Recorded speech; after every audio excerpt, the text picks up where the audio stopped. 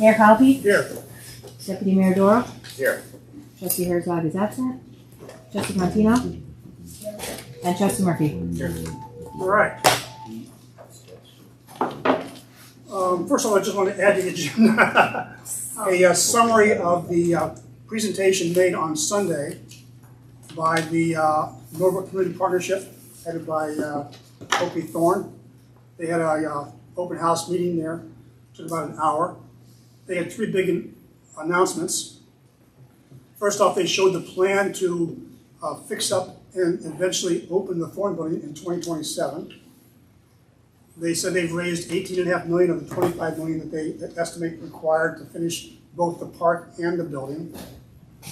They announced a new president for the MCP. Her name is Cora K.N. She's done similar kind of work in New York City. He talked about the different phases of the completion of the park. The big announcement is that the eastern portion of the park. So if you go to the Flagler Monument and you head towards the condos on Bennett Commons Way, on the right-hand side, that portion of the park is now open to the public. All right, and they've got activity going on for what they consider to be the east side of Phase 1. They couldn't give a date for completion of that.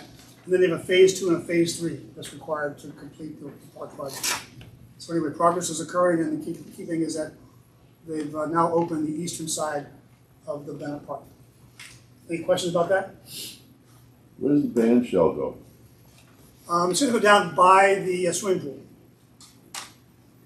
And the exact placement, I'm not sure, but somewhere around there.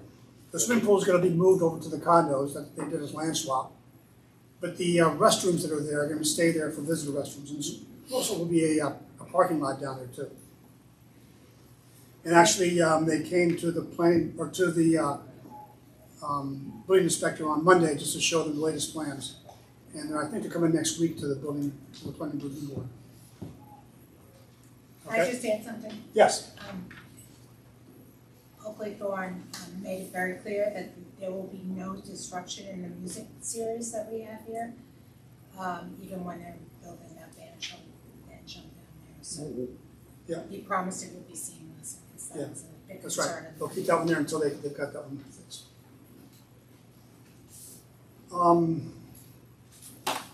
A new news item, I got a request today for a public assembly permit from St. Joseph's Church on December 12th, which is like a Tuesday, I think. I'm not sure. From 6:15 to 7:15, Officer Witt, they want to do a procession up Franklin Avenue and down Merritt, I guess. All right? In the dark? Yeah. I don't know, is December 12th a holiday or something? It's for Our Lady of Guadalupe. Okay. All right. Okay, they did. So any issues with approving this? No. They did this last year? We weren't involved. So, I don't know. They had a couple of them last year. This one doesn't sound to me like that. I don't know. Any issues with the board for the improvements? So I'll make a motion that I approve this public assembly permit. Can I get a second? Second. All those in favor? Aye. Aye? Okay. And can you cover? Yeah, I don't know how safely we can escort them currently. I'm hoping we'll be all up and running by then. Okay.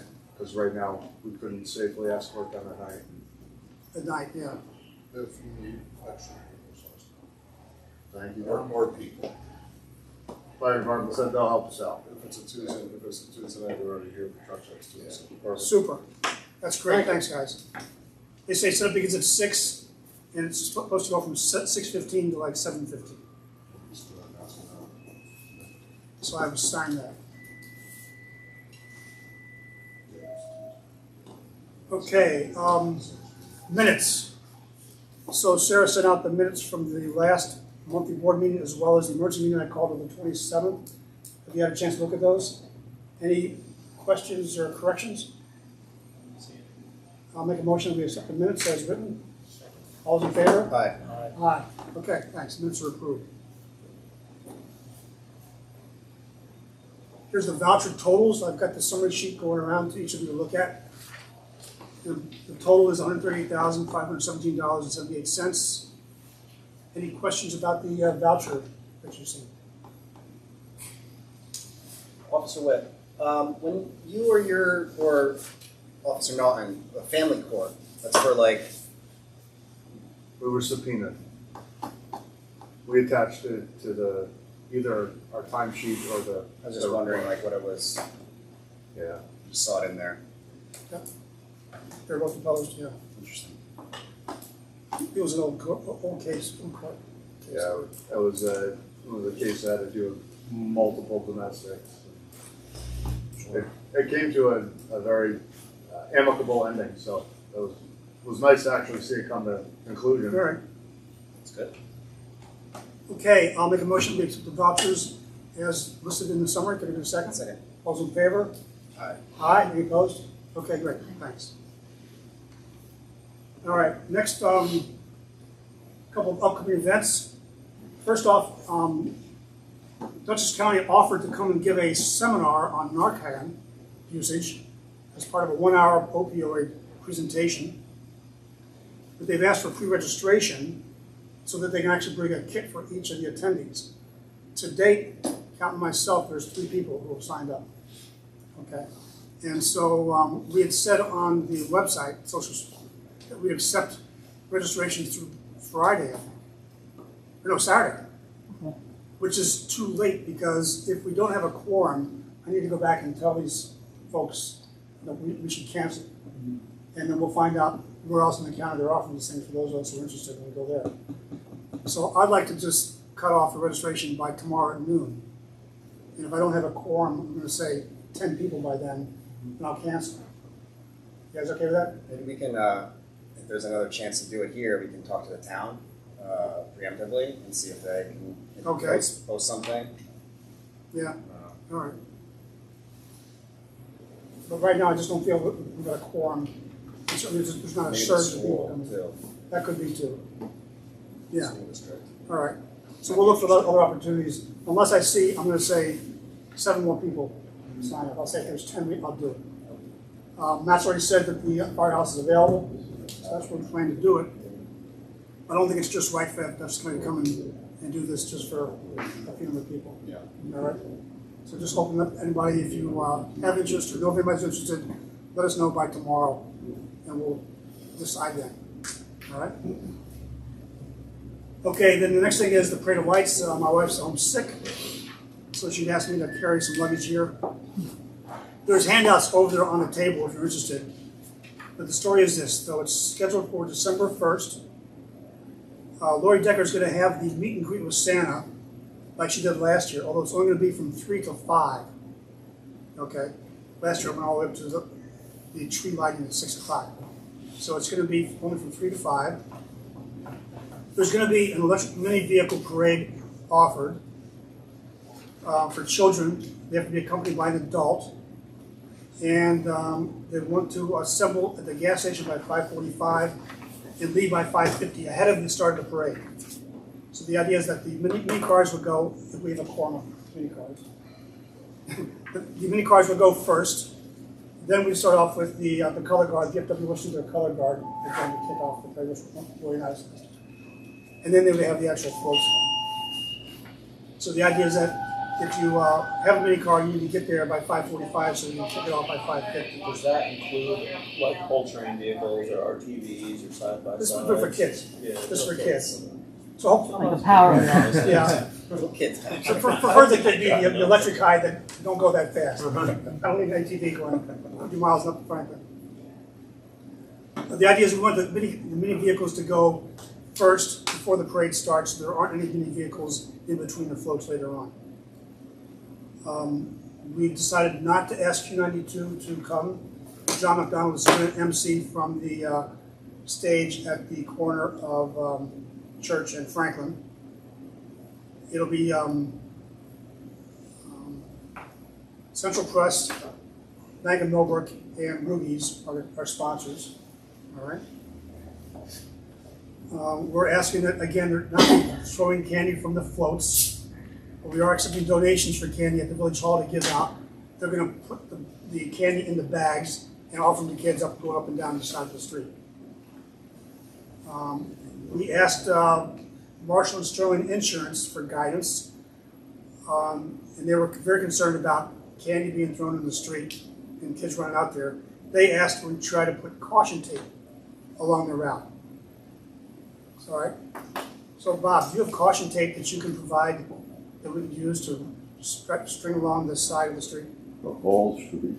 Yeah. That's a lot of washi tape, a lot of wasted tape. Yeah. I mean, we used to have to do it for the fireworks. We section off from Altamont to, from Church Street to the monument up to 9 Partners. No, don't do this. Do this, Bob. The other thing I'm going to ask Bob. Larry, should I get red and green to make it Christmassy caution? Yellow. Yellow. The other thing I want to ask is, can you stake, stay with me, Bob, can you stake the green before the gas station so we can run it from there all the way past Front Street? We'll run it off one of the Christmas trees. Okay, the trees be there? Yeah, they'll be there. All right. Something I want to be able to do to take it from there all the way over, because that's a high density area, right? Across, Yeah, I mean, about the gas station. I think you were there last year. Yeah, I was there. Yeah. Yeah. All right, we can talk about it later offline, but I need more of this and less of that. well, yeah, we can do whatever you want. Okay, good. Great. We can also ask the school to send an email out to the school district families. So maybe you might get more interest in Okay, the fine. little cars.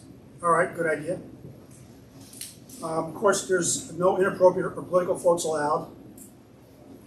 And we need volunteers. So Seal and Anita Moshtez are kind of overseeing this thing. And so the flyer shows you how to make contact if you want to volunteer. And they have all kinds of volunteer needs, not just standing along the route trying to keep the crowd back. There's other needs for volunteers, so please sign up. Question to Don is the fire department. Yes. First off, are you guys going to deliver Santa from Lori's to the tree? Yep. Like you've been doing for 25 years? Okay, good. The second thing is, could you guys be available to close Washington and Front Street like you've been doing? Okay, great. You did a great job last year. Can you just do that? Yep. I appreciate that. Okay, any questions about this? So it's December 1st, and Officer Witt, we talked about the shutting Franklin down at 4:30, right? The lineup portion, the remainder of the parade route, about 5:40, 5:45. Okay, just fine. Before it steps off. So we'll be taping that around 2 o'clock.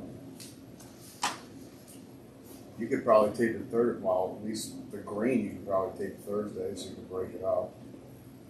Well, I'm just worried about people. Yeah, to tell you the truth, I'd like to tape all the way across Front Street, but not do that until the very end, so you don't need to do that. But if you can do up the street and then around the green, yeah. Right. All right. Okay, any questions about the parade of lights? The lack of the radio station makes it less hectic with that, with them not coming, or? Well, I found it redundant, because remember they were down by the bank, and we had John McDonald at the stoplight. Yeah. And it was really kind of, Yeah. yeah. And they charge $1,500, which was paid for by the sponsors last year. Say no more. Yeah, okay. All right, so that was the rationale. Actually, I asked George and Kristen Hutchins at the movies to make a donation towards John McDonald, and they agreed to do that. Okay? All right, so that's the Parade of Lights. Okay, let's go to the department reports. Let's see, Mr. Houston's not here, so Chief Prosecutor, you want to start? Nothing too crazy this month. We had 17 automatic fire alarms, 50 EMS calls, slightly up in carbon monoxide, but that's because October people started firing up heating equipment. 2 motor vehicle accidents, 1 tree and wires, which was a bit of a cluster because it came in as that, then They updated it to a structure fire, but luckily it was trading wires. We did have 3 times that the structure fire tones went off for us. 2 of them were appliance mishaps. One was a dryer that shorted out, and what was the other one? Oh, the TV. When you say us, you mean within the village? Town. Town, okay, Yeah. okay. It was up on, Linden Lane South. Yeah. Last week, week before. Another one was on the show. It was actually, the TV situation was, it came in as smoke coming from the television. The fire department actually knows the family, the husband is a PCSO officer. He came rushing home, he went through and just killed the power of the house. Turned out he had something else going on, the supply line coming in, he lost the phase of his supply coming into the residence. And his outlets, instead of running 120, we had a meter on them, they were running 220. Wow. So he had something serious going through. We're like, call Central Hudson right now and get them out here because it's not your problem, it's their problem. That's scary. So we shut the main power off and he called Central Hudson. They were there within probably 10 minutes after we left. Fixed it, and then actually Ted was the one that went around and checked everything. And we found it. And we called Ted back, goes, do whatever you did, you're ready to go because you prevented that house from burning down. Jeez. Yeah. Plus, at 220, it's easy to get electrocuted when you do the wrong thing. And that's the thing, it was all, the funny thing was, it's not funny, but where he got the 220 off the outlets was a GFI outlet. And they're all lit. Really? Did he burn a bunch of shit up in his house? The only thing that burnt up was that one television. That's it. He's He's lucky lucky. because He's lucky. when he got home, he turned the power off to like all his compressors and air conditioners because it was still at that time that warm session, you know. So he turned his compressors off, so that didn't fire up and blow that out. But anything, we went into one room because he's got a sub panel. Ted was looking at the sub panel and flipped the light switch. The light right above the sub panel blew instantly, and then 3 down the line blew. I'll bet. So Jeez. we got lucky. All right. We did go mutual aid for one structure fire to Stanfordville. They had a pretty good house fire going. Also, in the sense of its heating season, we had 2 gas alarms go off, but nothing found. NDP, they responded 50 times. R71 got out 6 times. Went to the hospital 3 out of those 6 times. Twice they were able to put 79 back in service. Once was a second call in the district. All right. Mutually given, we went for 3 times for fire, twice for EMS, and received it twice for EMS. Both those times were second call in the district. And out of one of those times, 71 was able to handle that. Okay.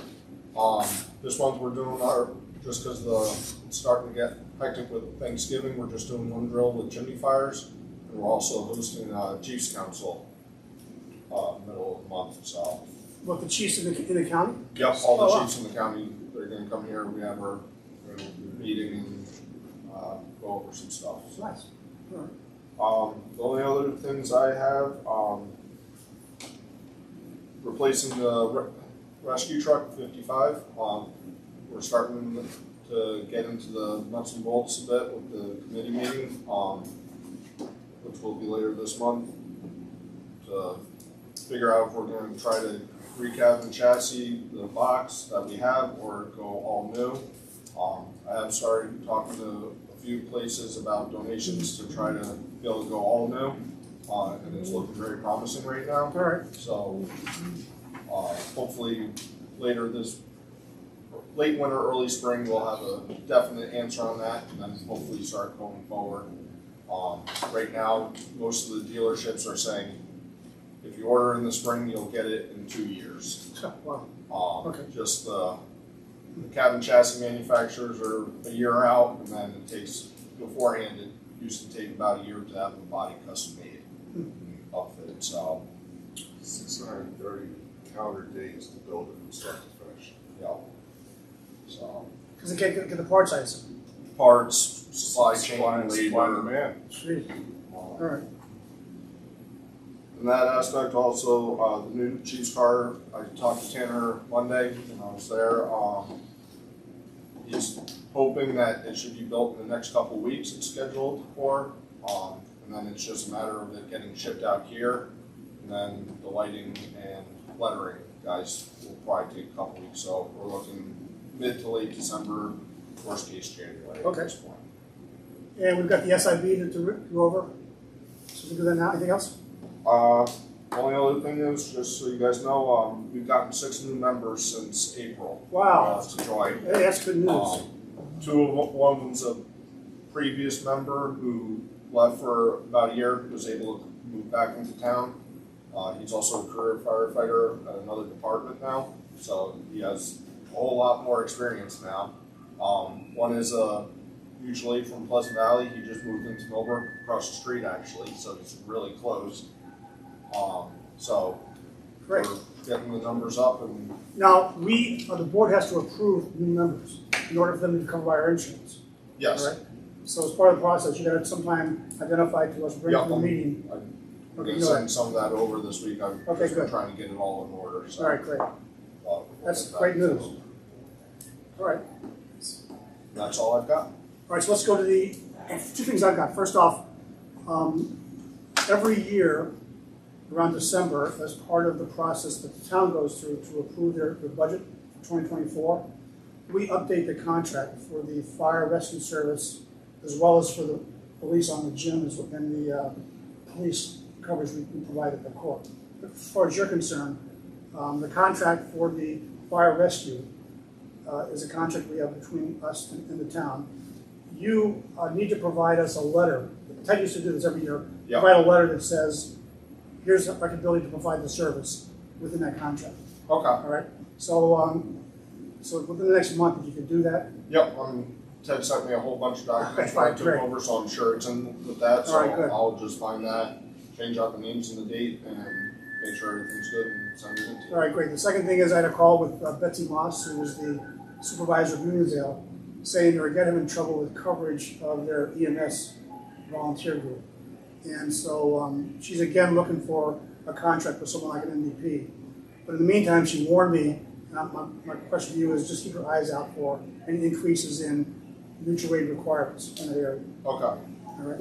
Should tell about the best No, because we're not supposed to know about that. So I'll tell you about this later. Okay, fine. Off the books. So. All right, good. So the SIB, it's a resolution. Let's see, I gotta go this way.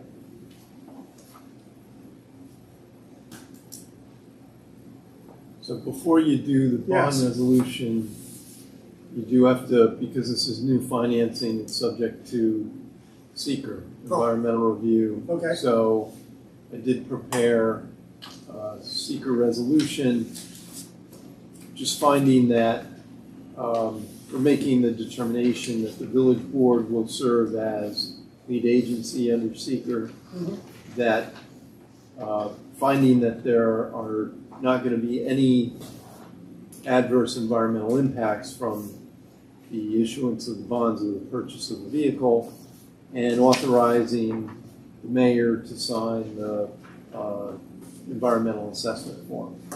So just by motion and second to adopt that resolution, and then we'll call vote to.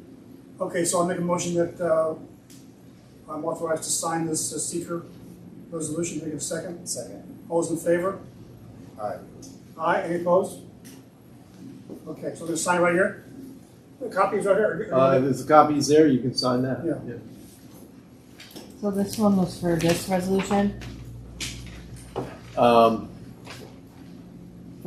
the lead agency, right? Yeah, that's the seeker resolution. Okay. Now, There's a roll call. Can I do that? Oh, yeah, sure. And then, by the way, does this resolution cover both parts 1, 2, and 3?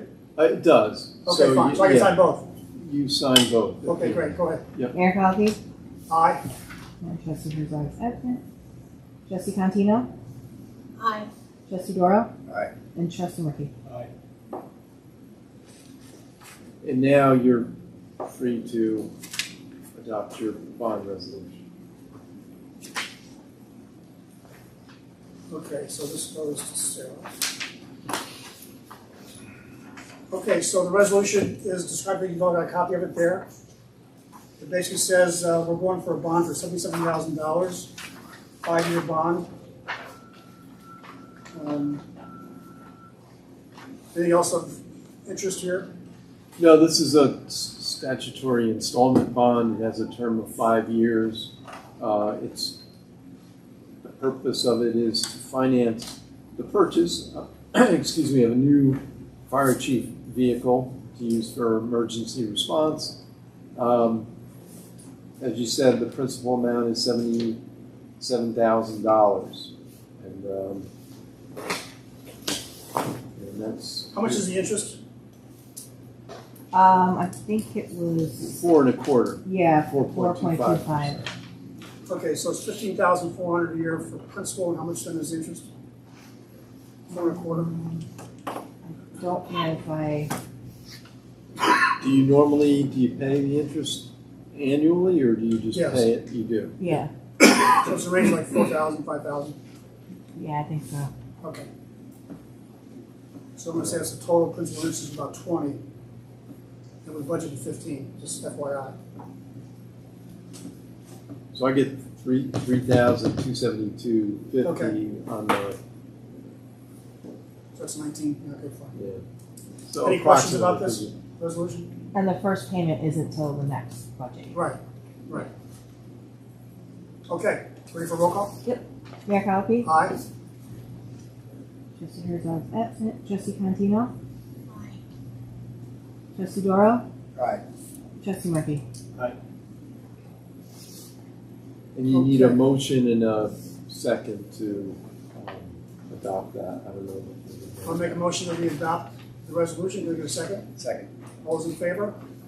Aye. Aye. Any opposed? Okay.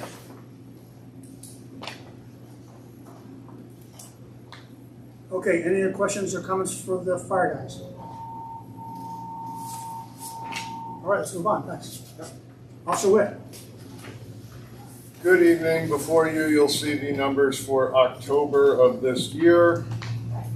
Traffic-wise, we had wrote 5 parking tickets, 6 traffic complaints, 6 vehicle and traffic complaints. We had 2 property damage accidents and 1 hit and run. One of those property damage was the car versus bicycle. There was no serious injury, so it get labeled as a property damage. Okay, well, It was a low speed. Both operators weren't paying enough attention. the bicyclist never wins in those kind of confrontations, so I'm glad it was not. I mean, luckily, really the bicycle ran into the car as it was turning into a driveway, Oh. so it was like, you know, All right, technically it was a car versus bicycle, but very low speed. all right, good. We assisted other agencies, state police 5 times. The other agency listed there is the family court, as we were subpoenaed out there. Fire department 5 times, EMS 11. Did 3 court details and assisted the the school district with their fire drills, lockdowns, reunifications, and football games. One of the assists of the state police was Officer Del Judas, while he was working here on a Thursday night, overheard the state police had been in pursuit of a suspect that attempted to run over 2 troopers. The troopers had lost sight of that suspect, and Officer Del Judas located that suspect.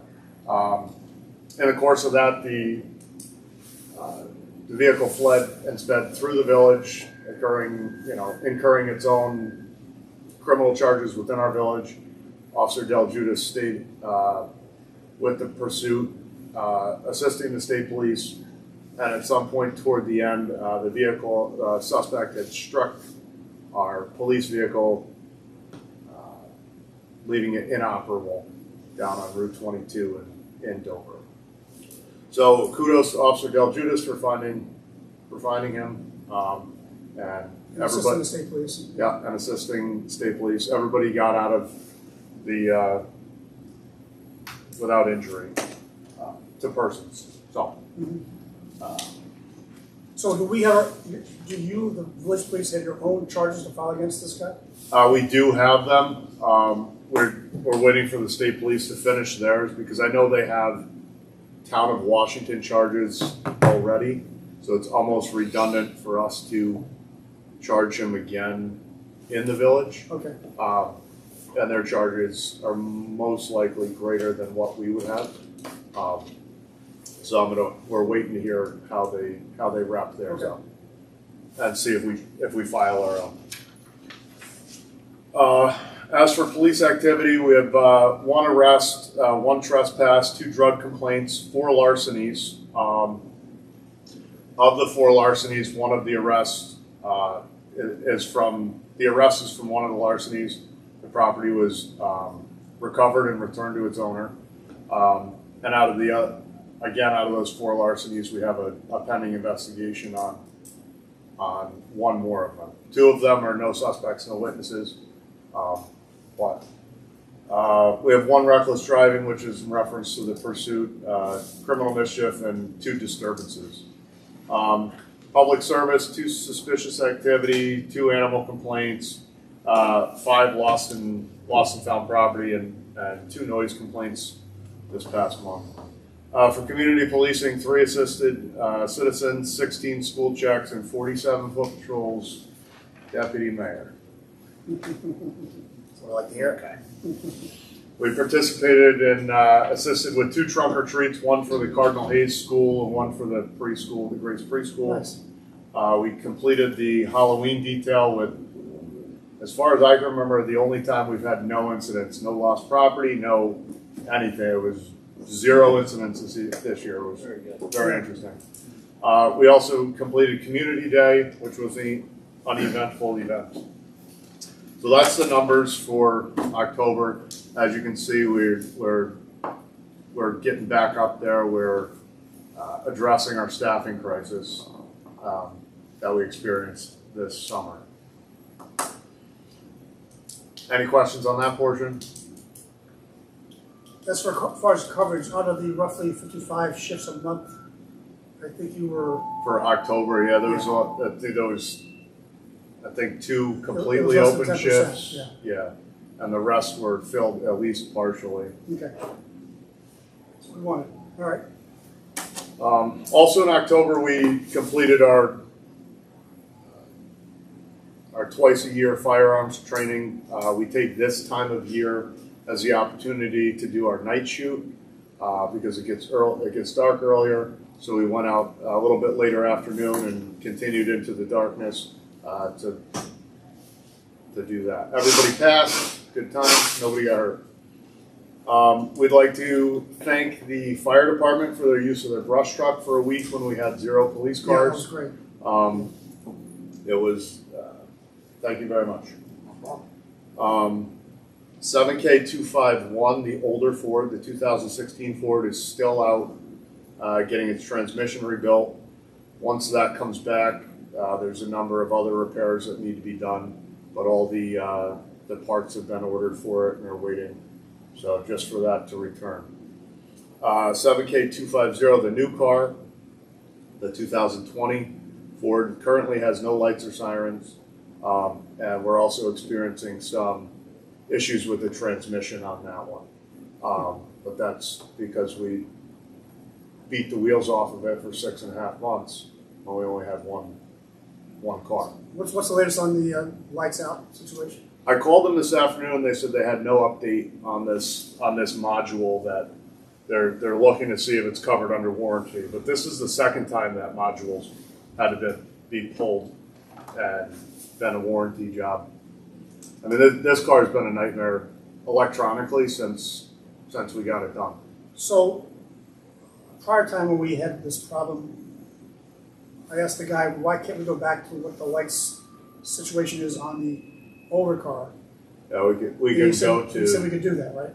Yeah, I was waiting to hear back on what this was. All right. I mean, you're getting out of the warranty situation, but I mean, at this point, it's dangerous not to have. Oh, it's absolutely dangerous for us, absolutely dangerous for the public, not to have a fully functional police car. Right.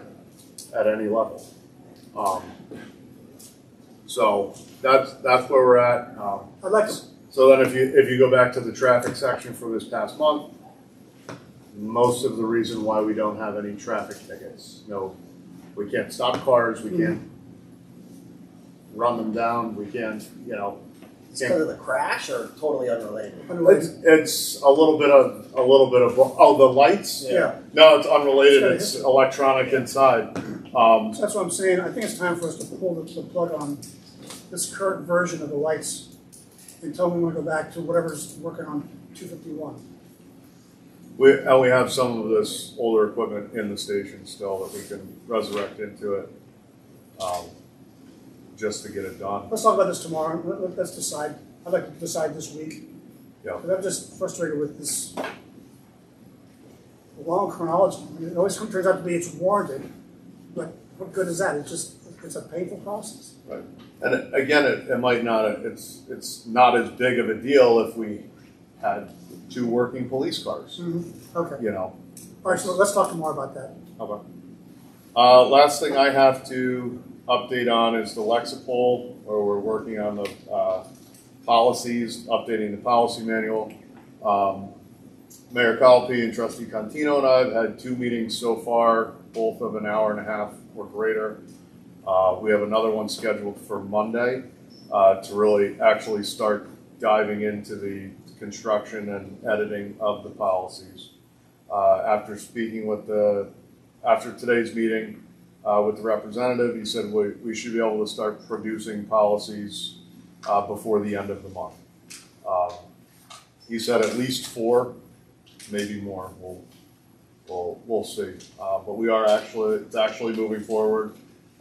Thanks to Mayor Collopy, lighting a fire underneath them after it's sat idle for a month and a half, almost 2 months. So. All right, and actually the focus is going to be on the core policies, right? Correct. We're going to get all those done first, and get those set there in concrete, approved, and whatever, and then we'll move on to the others. I think They have like them 160. They have them set up. There's approximately 160 policies to go through. And they're set up in different tiers: 1, 2, 3, and 4.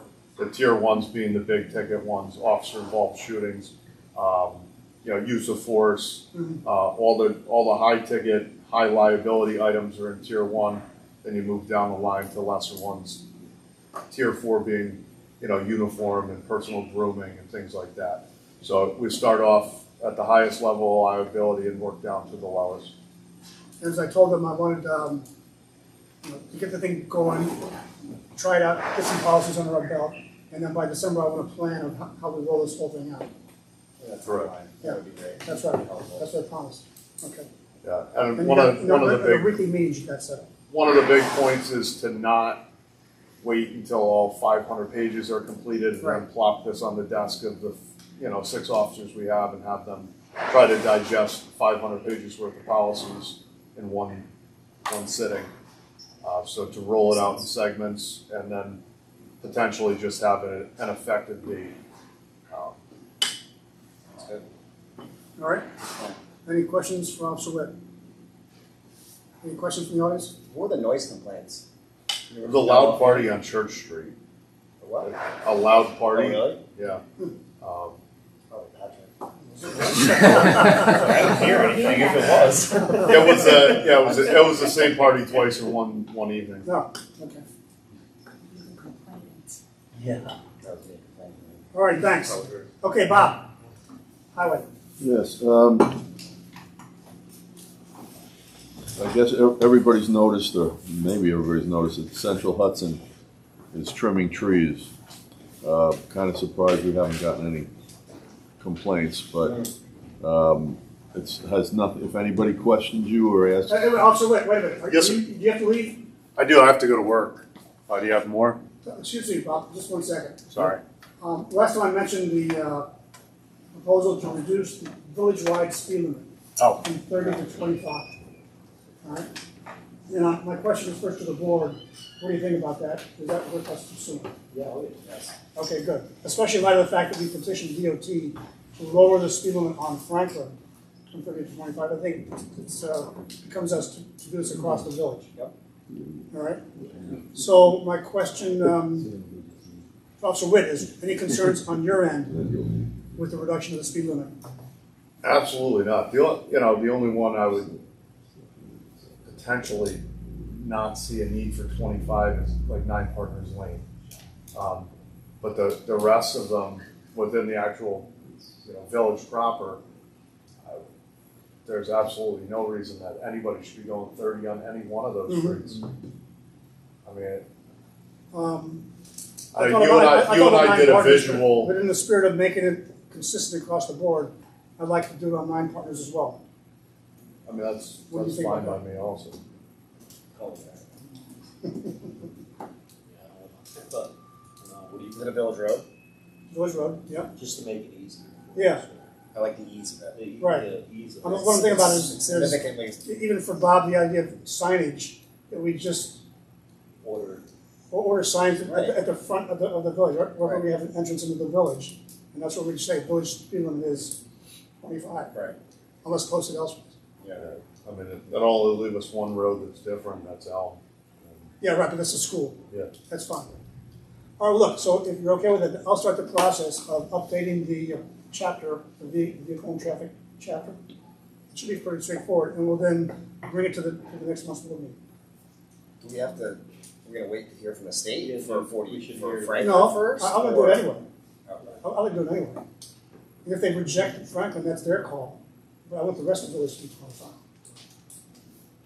And by the way, the process is gonna be, maybe I get a resolution of introduction next month, and then public hearing January. So we're gonna have a few months ahead of us anyway. And DOT's giving me no timeline for them to get back to us. Okay? All right, so based on that then, I'll start that process. I wouldn't see much pushback from the public being often. Well- There's a large number here complaining about speeding vehicles. Sure. So. So this should help. Okay, good. Thanks. Anytime. Okay, sorry, Bob, go ahead. No problem. So if anybody gets questioned about all the tree trimming, it's out of our hands at Central Hudson. Don't even address it. So it's not Central Hudson, it's, who's the? Well, Lewis Tree it's Service. Lewis Tree Service, but Contractor. it's Central Hudson. All right. That has the authority on it. I've already spoken at length with the guys who are in charge of it, and they asked for suggestions on other spots that are dangerous, and it's going to be done every 5 years. That's the One way problem I it got is that, like on Merritt, there's great big trees, and they cut the side of the tree that's hanging over the lines, and then say you got this tree that's lopsided. Let's say all these branches going in towards the yard, and there's nothing towards the street, it looks stupid, plus it doesn't look. Well, that's a lesson to be learned by us by not putting those type of trees under the All wires. right, fine. I mean, that's the bottom line. Okay. The ones, those 3 and 4 in a row near the motor vehicle, Yeah, he said to me, he said, they're going to be butchered. He said, there's nothing I can do. And he said, every 5 years they're going to grow. They should not be under those wires. He said, we have the right to take them down. He said, but we're not going to do that. But it's just do not plant under wires, or don't plant that Yep. that type of tree. And they're everywhere. It's not just here, obviously. No, I know. You know, they're everywhere. It's just right now they're in this area. They're on 44 today, and they're all over the place. You know, but All right. you know, he asked me about a few different trees, and I showed him a couple trees that really need to be taken care of. That one on Maple that's attached to a pole. What's that? It's holding the pole up on the turn on Maple. Oh, the great big one. Yeah, Yeah. and they've got to address that at some point because that tree's in bad shape and it's holding that pole up. So he told me he has to get the okay by the homeowner to put a guide wire into their yard so that they can detach it from the tree. All right. But that's their thing. It's Yeah, got sure. really, Okay. it's got nothing to do with us. But I know people. I just figured people are going to be questioning you guys. I've heard nothing yet. Good. I had my own questions, but that's, which is surprise. I'm surprised. okay. It's happening everywhere. Yeah. Okay. I want to ask if we can put a street sign coming into the our garage, because that is a street, Russell Knowles, and we've had some questions. Some people have brought up, why do they put a house on an alley, and that's not really a street? How can they do that? And it is a street that goes in front of our garage, and there's never been any sign at that corner, so I think we should. So why do I think the Russell Knowles sign that's on the other end by the little real estate agent is one of those green on white signs? I think it is. Huh? I think it It is. is, right. What do you mean a green on In other white? words, typical signs have the green background. This one has a green lettering on white background, which I thought was indicative of a non-street, a non-official street. No, No? nope. All right. Our choice. I mean, we can do it either way, but right now they want any new signs have to be a high intensity sign. Yeah, sure. So that's going to be white with the green.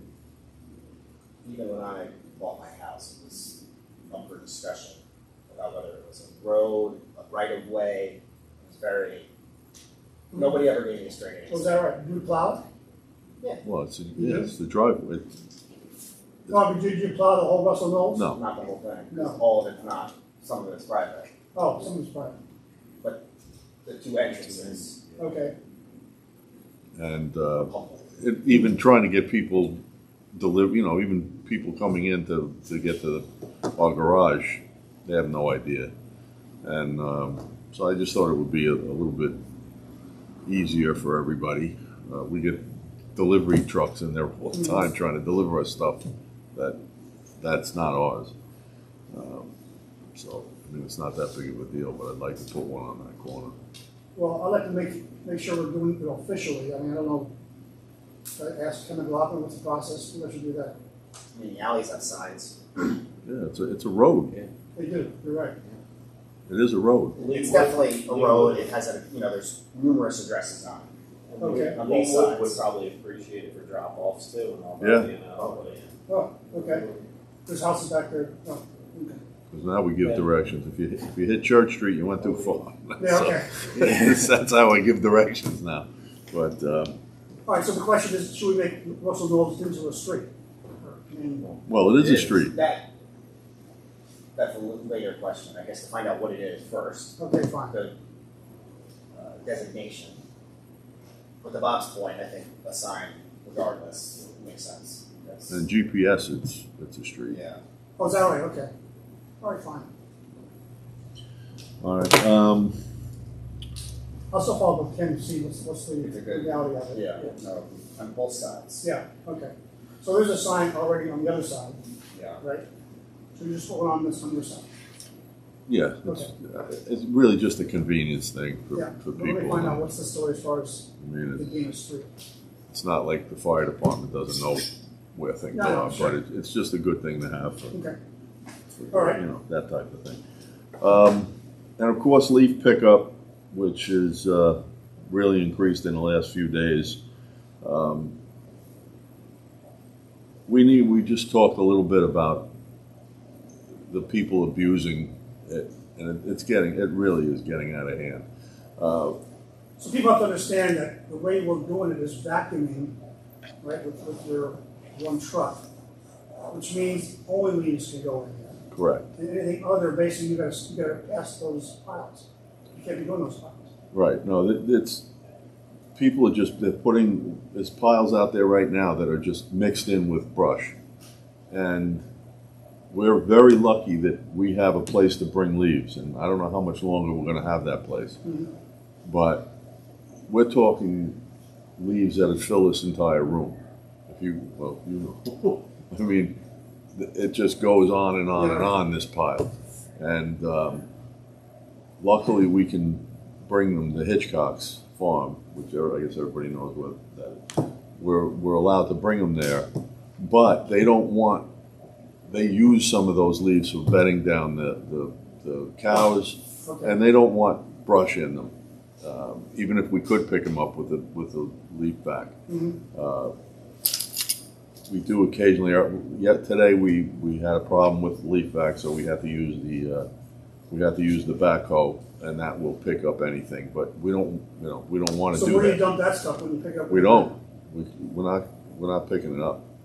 No. Yesterday when you used the backhoe, you don't discriminate then, right?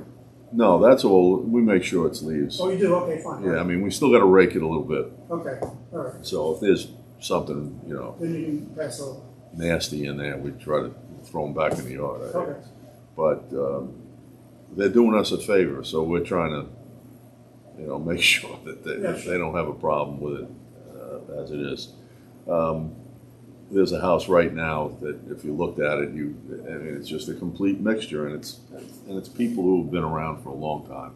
It's not like it's, I never heard that or anything like that. So we need to, I don't know if we need to put some type of fine schedule or something like that, like we just discussed, and get it out to everybody for different things, not just one thing. Every single season, we hear the same thing. Yeah. And I've never heard of this. I've lived here my whole life. I don't remember hearing about so many issues with people not following the rules. Oh, it's Clearly, us being nice is not working.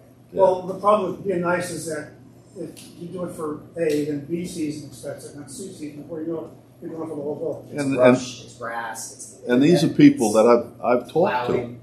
to. I've actually talked to them and said, listen, you just can't. All right, but look, in the past, we have found people who violated it and put notes on the door and said, here's the story, we can't pick this up. We need you to clean up by a certain date, or we will bill you for the cost of having. Well, I think it should be I think it should go out in a letter that there are certain fines for each different things, including parking, during snowstorms. Just have it. That's going to be a 200, so that people can't say, if they get a schedule and it says $250 on it, well, maybe they'll think twice about doing it. And if they don't, then we have to enforce it. But right now, they'll pick it up. Don't worry. That's the attitude. Because again, we don't leave it sitting in a road.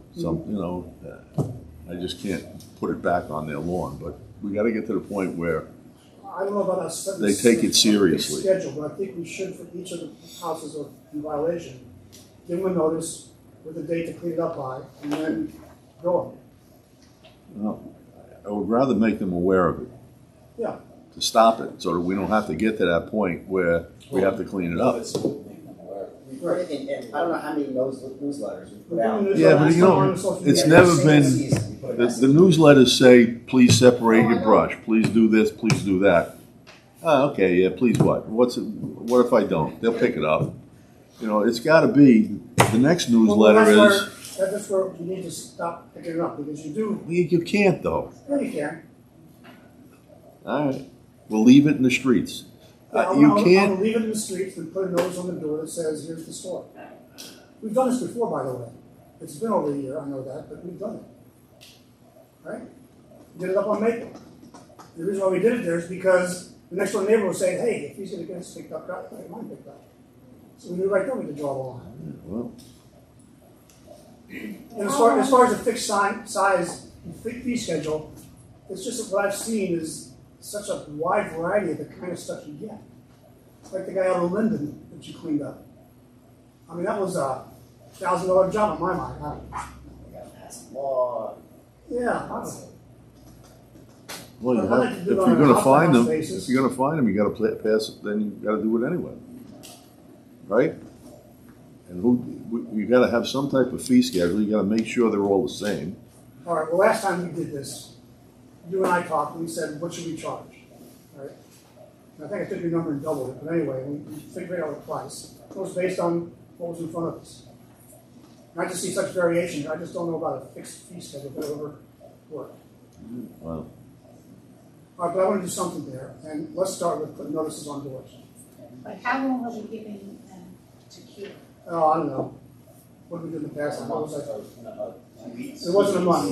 Yeah, something like that. You just keep keep a bunch of like notes in your truck or a couple of these things. Well, Bob, you were doing that for a while. Pick them You up had and see notices shit in and that. put it in your door. Yeah. Keep some stuff in your truck. Use both these. All right, let's talk offline in terms of what that criteria would be, but I think that's the way to go about it. Well, we got one right now, And I but just think, the stuff is on, this is on their property. Yeah, I know. So just leave it there? Leave it there and let's go put it over the door. All right. I'm not picking it up. And, Good. this is the same person that 2 years ago, we didn't pick it up and he called the town supervisor and he sent somebody out. I don't want to go there. I'm just telling you. That will be the next phone call. Here's what I want to do. Notes on the door, we can talk about each one. I'm more than happy to go through it with you on each one. And we'll decide what the fee will be, and we'll just go with that. All right. So this house that's out right now, Yeah, you want me to if you don't pick this up, there'll be a fee, or yeah. then that means we're picking it up? No. We'll hire somebody else to go pick it up. The fee's going to be sufficient so we can hire Ralph Savoy or somebody. That's, Yeah. We have to make it painful. And the general, comments about don't do it doesn't work. So let's do it one by one. all right. All right? Let's talk tomorrow. As soon as we get a break, we can work on our letter. Okay? Yeah.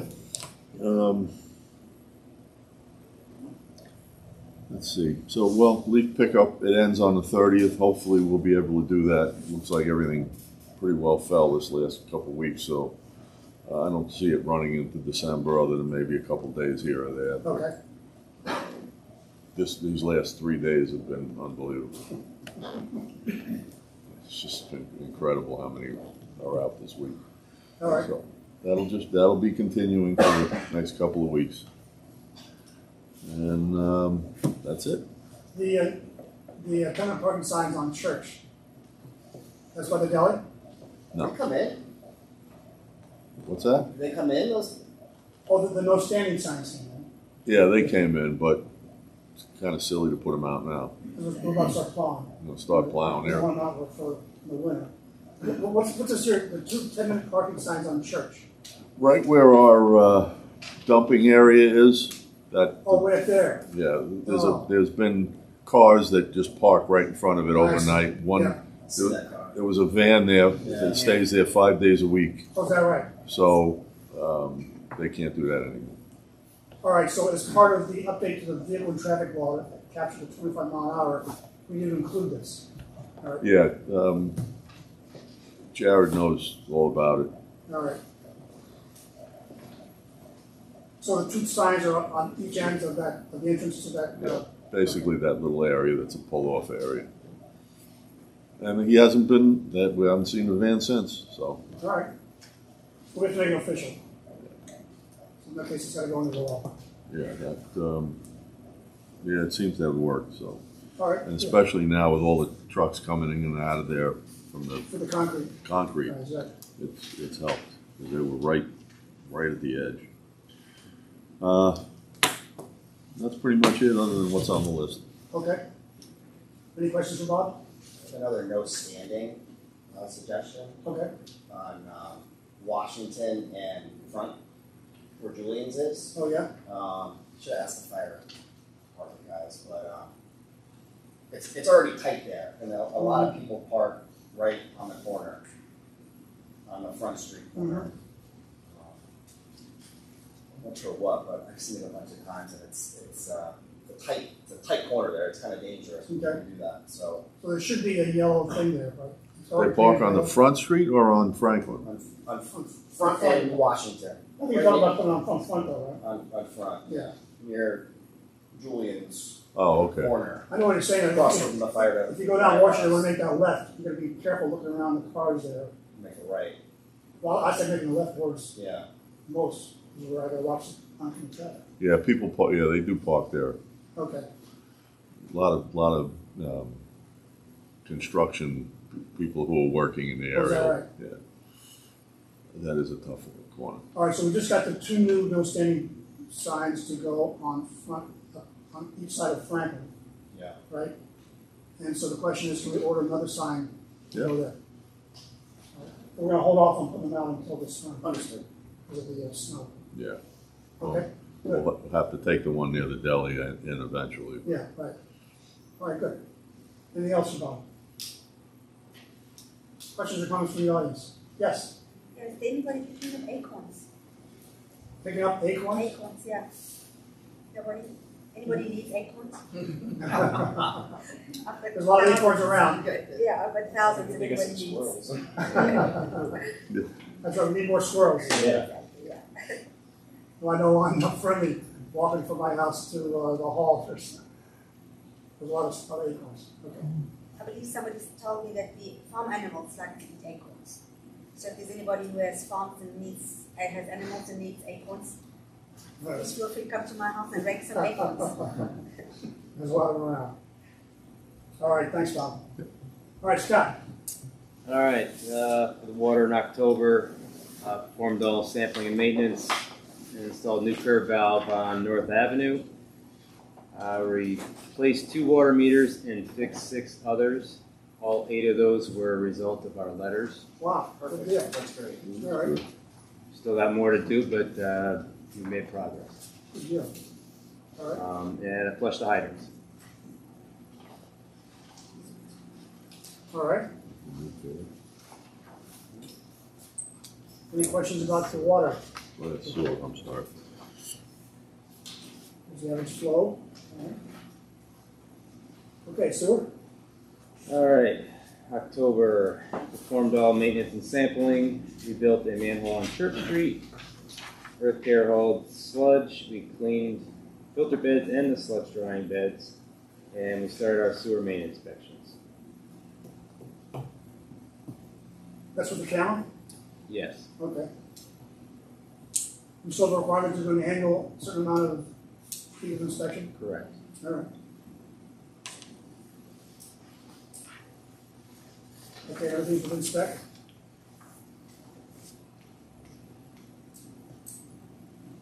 Questions about the sewer?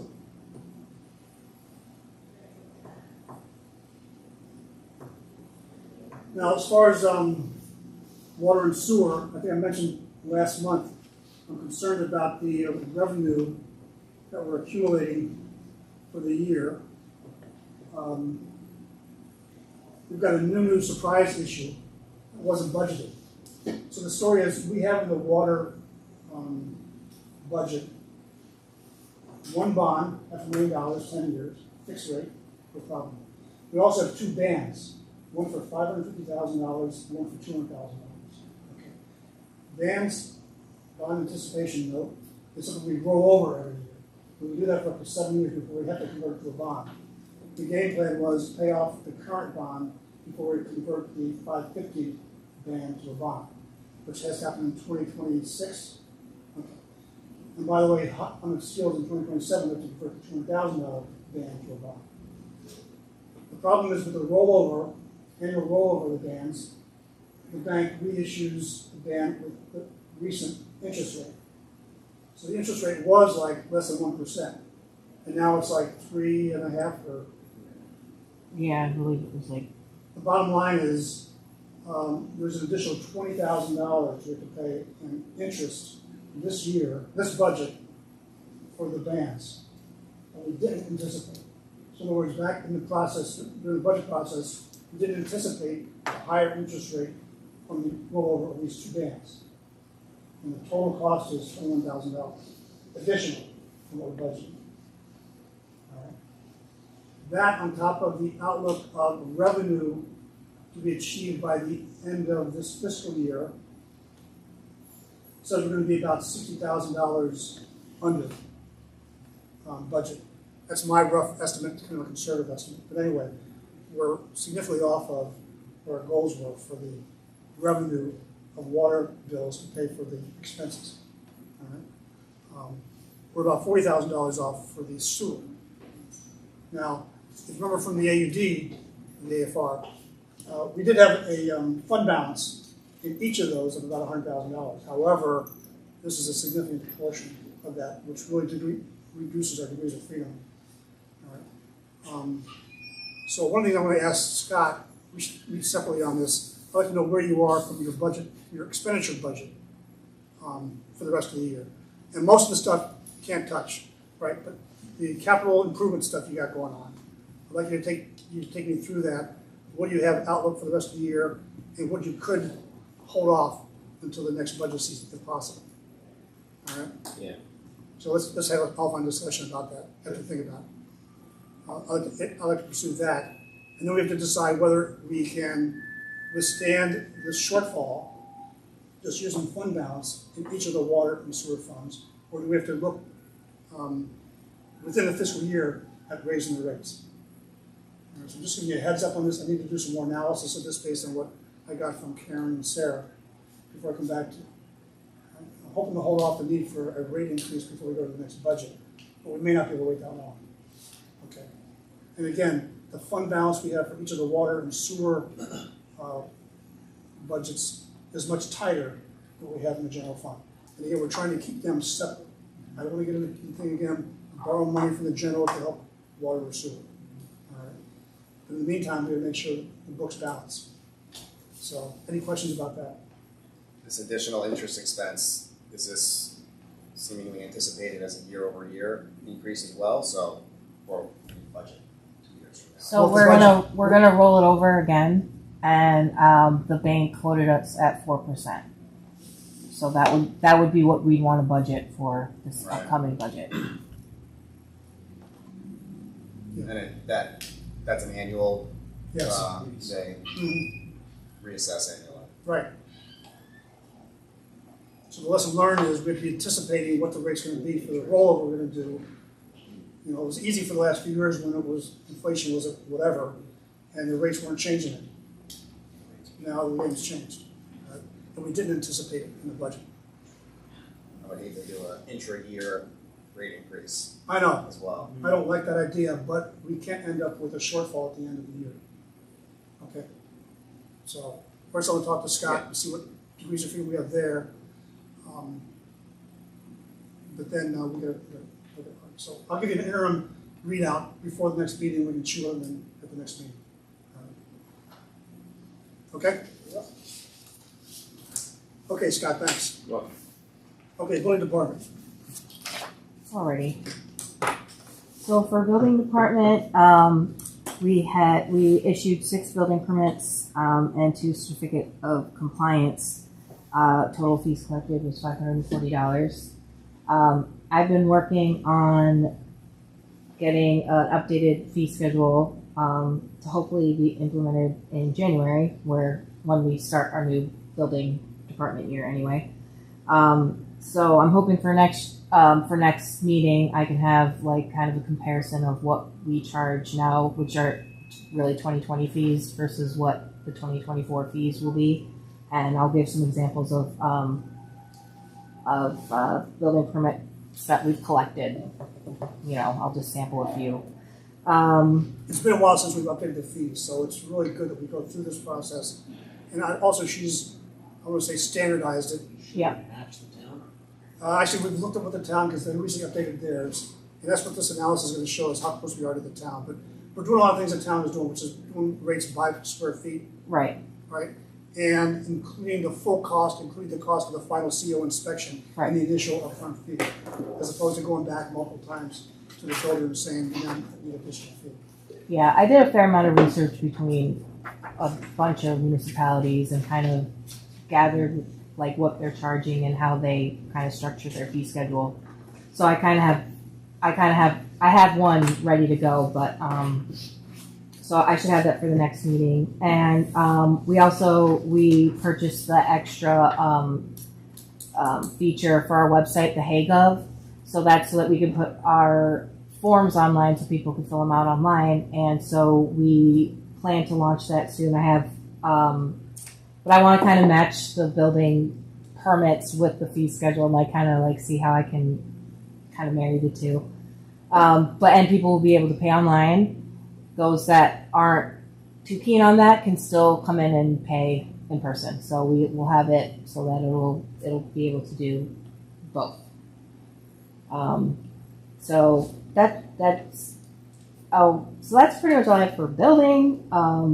So wait a minute, so on the comparison, could you do that and send it out to the trustees before next meeting Yeah. so they have a chance to see it beforehand? Yeah. All right, good. I could do that. All right, good.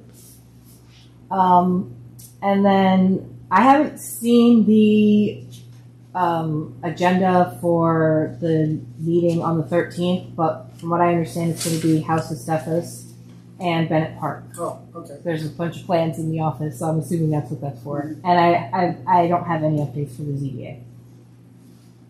Okay. Questions about the planning board? Okay. Treasurer? Okay. So for treasurer, as you can see, we have the bank totals, and on the next page, we have what we collected for New York class, which again, we're doing very well in. And we just did the SIB, so that's good. So tax collection is officially over. I have 7 parcels that went unpaid, and so what we're due from the county will be $6,461.93. And I have that actually ready to go. So I just need it notarized. So, and then I can get that ready to go. And starting reorg, documentation, getting all that started, which I know seems early, but we have to do it. And then I plan tomorrow to submit the CHIPS application for the latest projects we've done since the check has been cleared. So that'll be both the paving of reservoir as well as the oil and stone? Correct. Great. Yep. All right. The 6,400 that's still due, that's being sent to the county, that's significantly down from last year, right? Yeah. I Right. want to say last year was about 30,000. Right, because we had accumulated over the COVID time period. Right. Now, in the operating expense report, it shows there's $20,000 that we haven't achieved in the revenue yet. Is that just delayed building or? I probably just haven't entered it. Okay. Yeah, I have a Last whole. minute things? Yeah, I have a whole lot of things I need to do that. All right, But good. Yeah. Okay, and there you can see we're averaging 5.3% yield on the New York class. Any questions about the treasurer's report? We have about 13K here in year-to-date income from water and sewer. Mhm. Is that something we could use to Absolutely. offset? Yeah, what we're doing there, that is That the, will roll into the yes. fund anyway? Yeah, we haven't touched that yet, but that could roll in to offset that. And by the way, that's making interest on the $325,000 we took from the bank to pay for the sewer pump, which is still sitting there. Right. Okay, so we're earning just as it sits there. So the answer is yes, we haven't factored in that. I mean, we may want to just move all the reserves into New York class to gain more interest. Like Why not? There's 22,000, and like 9,000 in the other. 22,000 is in the sewer reserve. Yeah. There's about 10,000 in the water, is 9,000? Yeah. We've already got the money for the fire truck there, right, in class? Okay. Yeah, I think we should move all of it. Yeah. It's very liquid, it makes very high interest, why not? Yep. And with the 325, we are having bills starting to roll in for the sewer pump anyway. So we'll be making the transfers and all that anyway. So that sounds good. But I figured we should Yes, move let's the do it. reserves over. All right, anything else? That's all I have. Okay, thanks. Mhm. Okay, SDR update, Deputy Mayor. So we submitted our latest draft to Dutchess County Planning Department to get their take. We got comments back today. Basically very minimal comments. They had some suggestions to add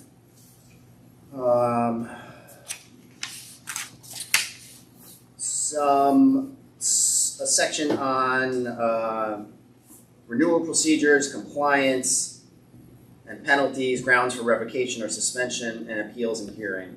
And they provided a sample municipal regulation for that. So with implementing that, and then final distribution to the board, I think we are ready to proceed to a December vote.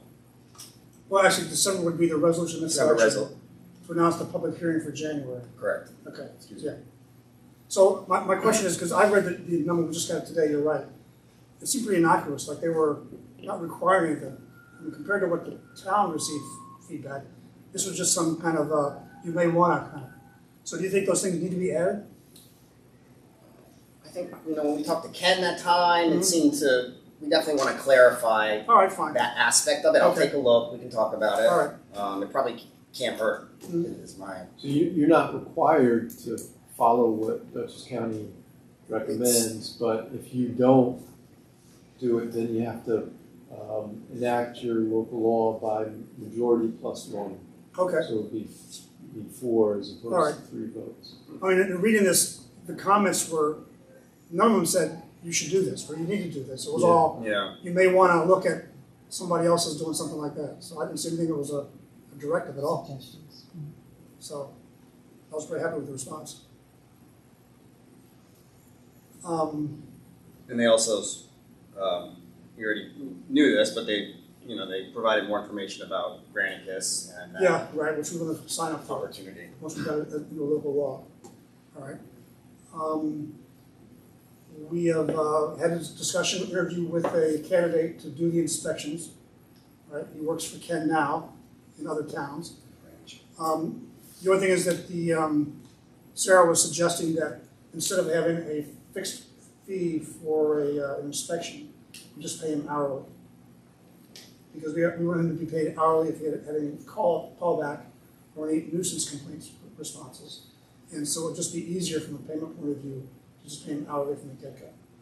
All right. And so I communicated that to Ken. I said, I first wanted to close it with Nicole and Sarah from a hiring personnel point of view, but if that was adequate on their end, then that's what I want to go back to them. I'll talk to you about what the rate would be. It would be higher rate than we talked about before, just to cover his additional travel costs and things like that. All right. So that was a change from last time we met. As long as our fee schedule can, Yeah, that's the goal. The fee schedule will have to cover all the costs we incur. And the first time through, it's going to be the discovery. Yeah. Okay. Now, can you describe for the audience just what's changed in the latest proposal to the STR? So I guess last meeting we went through the chart and went through the changes from last month. Since then, there's only been really one change, a decrease from 8 persons per STR to 6 people, or 2 people per bedroom, whichever is lower. So that's really the only change since our more major discussion last month. Okay. So first up, any questions or comments from the board? Public comment. So as we just described, we're going to go down the path of putting all those changes, whatever the final version is, on the website and have it available for a resolution of introduction next month at the board. And with a successful vote from the board, that we announce a public hearing for the January meeting, in which case we could actually approve final local law. Yes? We also disagree with the owner occupied. We're all in favor of having a property manager, and then don't really understand why you can't have something like that. If you're requiring somebody to be there within an hour, what's the problem whether it's the owner or a property manager? You think that people are going to come into this village and start buying up all the homes and turning them into Airbnbs. If that was the case, it would have happened last year or the year before when interest rates were less than 3% to buy out. Well, with the primary residence requirement, it still allows owners to go elsewhere, in which case they do have to have a property owner, manager in place. But they can do it less than 6 months a year. But they can only do it less than 6 months a year, right? We're looking at certain people who don't live in the house, that if they had a property manager, what is the difference whether the owner's around or property manager's there? I mean, any of you who have stayed in an Airbnb, I'm sure you've stayed at Airbnbs that were not owner occupied. Mm-hmm.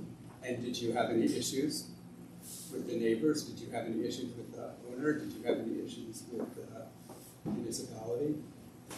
Or did you have a pleasant stay there? We are trying to balance the needs of the Airbnb owners with those who are neighbors, and consulting the concerns of all of them. Did I just say that? Yes. That I'm still the owner, the only non-owner occupied person that I can find that's running an Airbnb in the village. I'm still the only one. And nobody's here to represent. I've been trying to find out who else there is besides myself. I'm the only one. I've told you my history. I do have a property manager. I can get to my property in 10 minutes from my house. I live just outside the town of Washington, over in Smithfield. It's not Rangoon. I can get there in 10 to 12 minutes. Mm-hmm. Even if my property manager, who's right up the street, can. And then she lives right next door, and she sees everything that goes on there. We're on the phone all the time. Gee. So, I mean, if that's what everyone's afraid of, I know you're just trying to find this panacea that's going to cover all the problems There's no panacea. that we have. Well, we're trying to there find is middle ground. no, because but that's the only thing that's changed. The only thing that's changed is everybody else who's basically came in here is basically got what they want, with the exception of paying a permit and getting an inspection, which we thought we would have to do. I agree with that. But everybody else there, and the town, I think, is heading for where you can be non-owner occupied. So basically, it's my Airbnb. It's me that stands alone. I know that you're going to say about the future, but we're capping it off at 15, Mm-hmm. and I think that solves a lot of problems, because the big problem was we don't want to turn the village of Millbrook into metropolis where everybody's living in Airbnbs and that there's no place to rent or people to stay. But we do need them. We've all agreed to that we need them, that they do add commerce to the town. So you're just, basically I can still do a long-term rental. Is that right? Absolutely. Through Airbnb. Oh, through Airbnb? Oh, sure. Well, yeah, Airbnb has long-term, short-term. Okay. So the way we're operating, the way we're operating is just that I would have to cut that out. So it's got to be, 31-day stay? Anything less, or is it less than 28? I don't even know. I think it's 31, right? Is it 30? This one says 31, I've heard 28. So, I think the code says I mean, there's some months that are 29 days or less, and so that's going to change, right? I mean, people sometimes rent for a month, or 2 months, or whatever. It's just we heard from other people, neighbors who were concerned about. I heard about my neighbor. I heard about my neighbor and my lint filter. Well, not your neighbor. Well, and I just want to say lies, all lies. Okay, That came out through that one. I watched it online, and No, but It was Teddy and we Briggs' can neighbor. I'm sorry? It was Teddy Briggs' neighbor, it wasn't hers. So we have one valid complaint, which was Teddy Briggs. I've yet to hear another one. And listen, I agree with what you're doing, and I understand where you want to go in the future or what you don't want to happen. But I am one person who's operating this thing that has this problem. Everybody else can basically go on their merry way. We had concerns from the Kapowskis about their neighbors. Where are they? Where are those people? They were here. They already come and expressed All their of them last position. year. They did. Oh yeah, all They of them, everybody, Did they do it at a meeting, or did Yeah. they? Oh, yeah, right here. Yeah, it says public. I You heard can the see it on YouTube. Kapowskis. I heard the Kapowskis. I was there. Yeah. No, I didn't hear about the Airbnb. I didn't hear from the Airbnbs that were on either side of them. Are they owner operated? I don't know. I mean, owner occupied? We don't know, but we should know. They I claim just they think didn't that know. when you do, I think you should know how many there are. Again, there's a discrepancy of how many there are in this village. Some say it was up to 14. We think it's down to 7. She's on the listing 3 times. Really? Okay? Yeah, she counts for 3 because she is the way she kind of advertises her thing. So Well, she the so 14 if is you look based at on a what Dutchess map, County, so you're saying Dutchess County recognizes you as having 3? we don't know about Dutchess We don't County. know. We don't know. That's just what I'm asking you. We can't. You're going to put the codes in, Yeah. before we find out how many we actually have. We've been told by the county that they won't tell us how many until we actually put the code in. You're right. Right. We are exposed with that. So how can you, so you're just putting, you're just taking care of a problem that I don't think I'm putting a stake in exists. the ground, and we're gonna see Okay, what well, what if happens. there was 5? What if there was 5? I don't know. Would that be a problem? Do you think that justifies all this hubbub and people having to change a business plan? It's something that I put a lot of money into to set this place up. So after you've given me 2 years, and thank you for at least letting me think about it, but this is my property. I don't know what I'm gonna do with it. It may not always be a rental. I may move into it when I'm older and something, you never know what happens. My son may buy this house. But in the meantime, it could be 2 years, it could be 5 years. Who knows? But I want to be able to deal with it myself. I want to do with what I want to do with my property. I don't think I should be told to do it unless other people are abiding by these rules, and they're not, because they don't have to. I'm singled out, not on purpose, but I'm the singular person that has this issue. It seems, because these people are not here. I'm talking about the people that are running Airbnb in the town. Nobody's here fighting for what I'm fighting for. Okay, so the guy on Linden Lane, who's been here a couple meetings. Okay, where is, and He's in the same situation as you are. yes, he's in the same situation. Again, guy's lived here 6 years. He lives in Brooklyn, Yeah, am I right. not mistaken? Right. I live in Smithfield Valley, okay? He's now, I'm right next door. He's been a resident for 6 years. I've lived here all my life. I don't get it. Don't get it. Don't understand, don't think it's fair. And Right now, we have I just no want that regulation on in the the books. record. We need to put a regulation in the books. We need to put a stake in the ground. well, I know, and you will, And I don't want to capping get it into at 15. exceptions for everything either. What's that? I don't want a law that's got nothing but exceptions in it either. Why can't you do it in stages? Why do you have to go, from A to Z, work it up in stages, as Buffy suggested to you a couple months ago? You start with the permits, start with all the regulations, start with the insurance, see how it goes, revisit it in 6 months, revisit it in a year. I don't know, any comments from the board? I don't want to go halfway. I want to go and put a stake in the ground and then see what happens. And your stake is that's gonna take care of everything. By I having, don't know this and take care of everything. because there's people that are running them. They're not there when their guests are there. Of these people who are living on the property, what if they go to New York City on a day? And I know people have.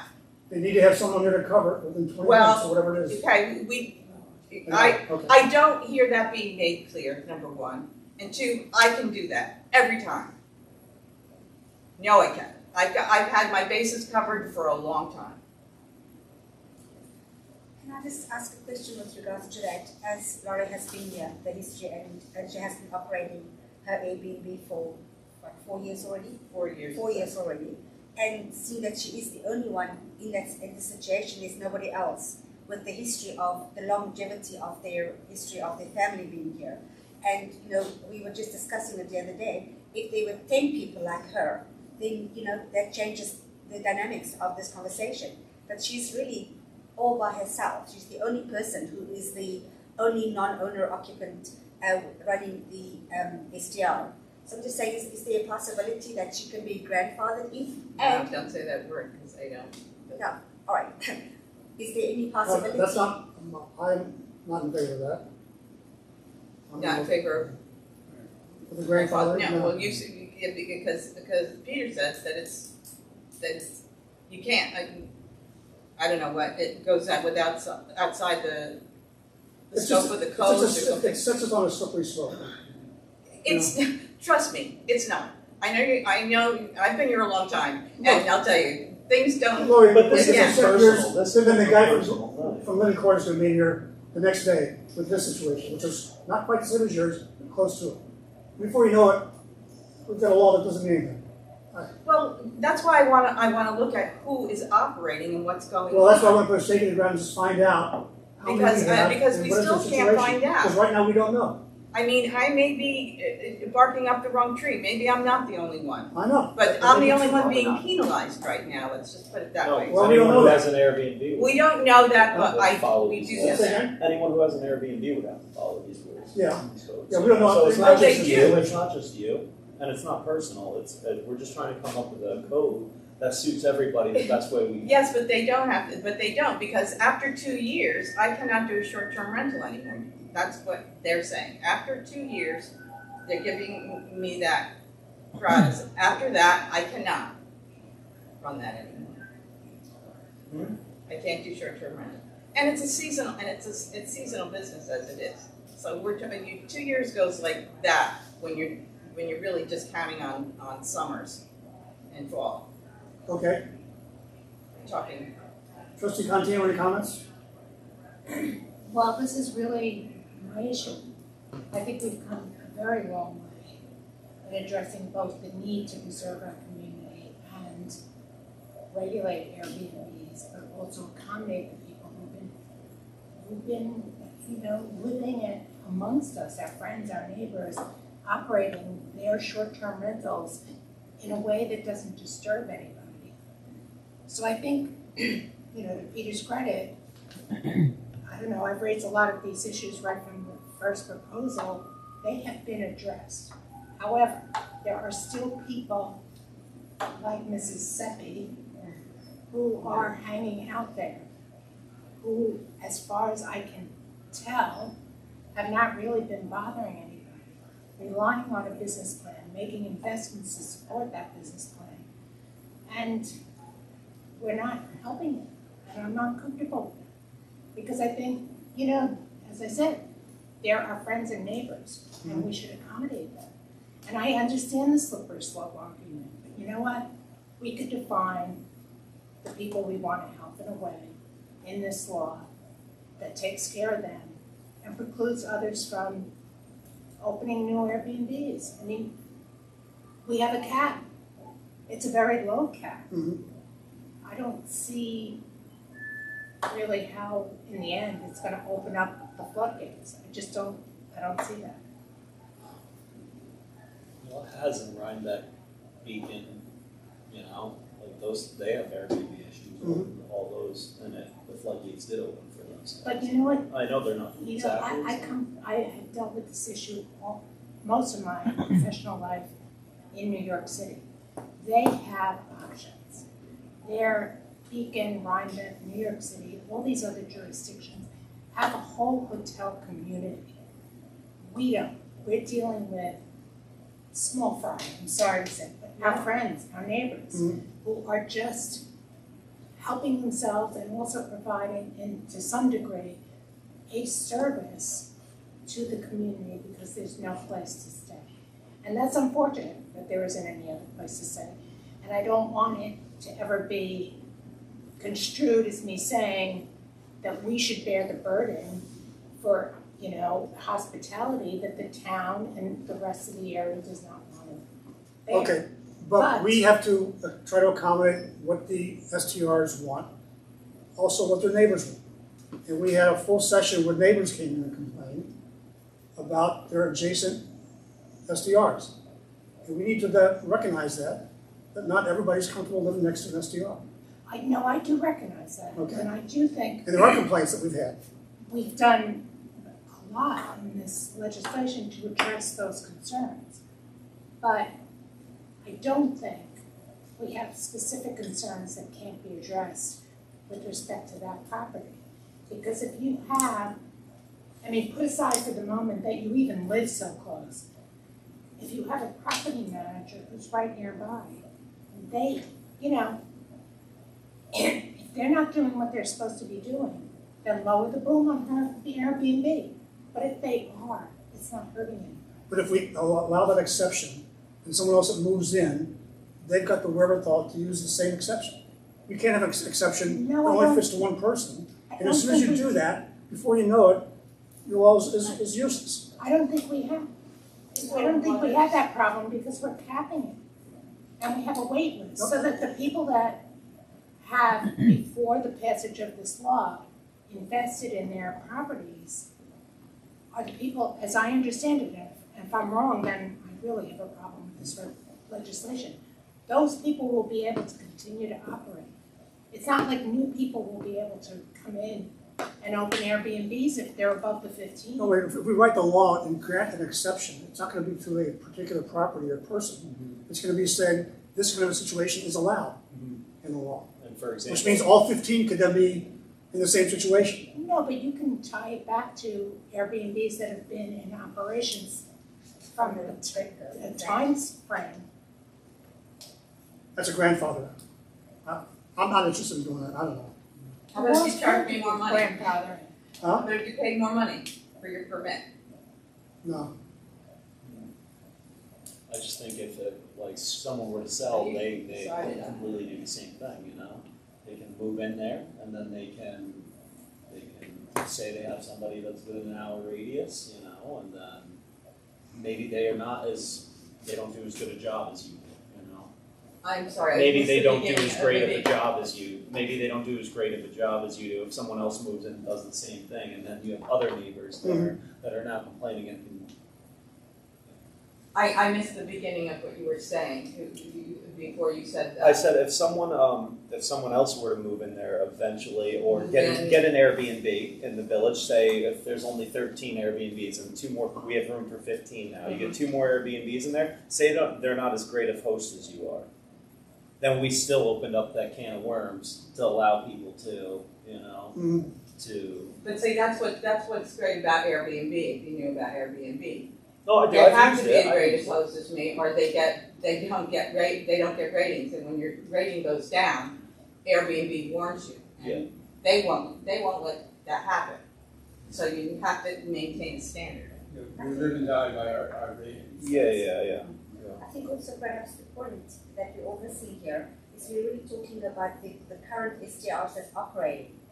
And I can't see the reason why lorry can't be included in the longevity of the STRs that's been existing when this law or when this became an issue, for the town to be or the village to be passing the law.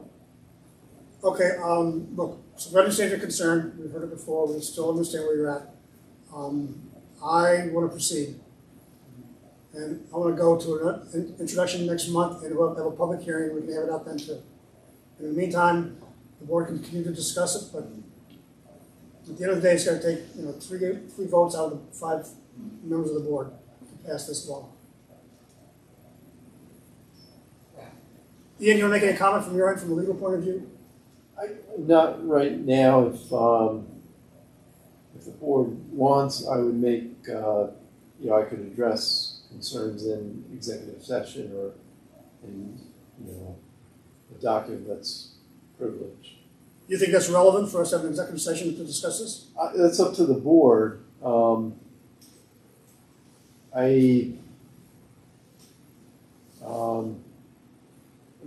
like to see what the county comments were and have a final document to review. I looked at what you provided and I had some, just minor comments about it. Okay.